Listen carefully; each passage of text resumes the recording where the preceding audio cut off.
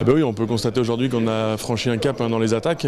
Le loup est venu attaquer au pied de la bergerie et même dans la bergerie. L'éleveur a retrouvé ce matin un agneau mangé au plein milieu de la bergerie. Donc ça veut bien dire que le loup, au niveau de la prédation, a encore franchi un palier et n'a plus peur des infrastructures de l'homme et se rapproche de plus en plus des villages et de l'homme.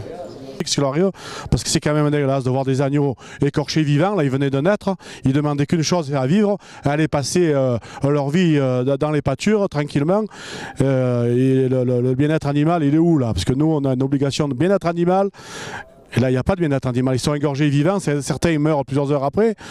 Alors, il faut qu'on arrête. Moi, aujourd'hui, j'aimerais que l'État nous dise franchement si dans ce département, ils veulent encore de l'agriculture. Parce que c'est la question que me posent tous les éleveurs quand ils m'appellent, avec les larmes aux yeux, avec la gorge serrée. Qu'est-ce qu'on fait? Est-ce que demain, on veut encore des agriculteurs dans ce département? Moi, aujourd'hui, le sentiment que j'ai, c'est que non, on ne veut plus d'agriculteurs dans ce département.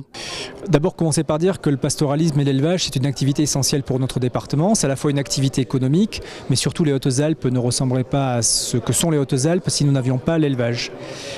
La réapparition du loup est probablement un des sujets les plus complexes qu'on a traités, puisqu'il faut trouver un équilibre entre l'activité du pastoralisme et la conservation d'une espèce qui est protégée par la Convention de Berne.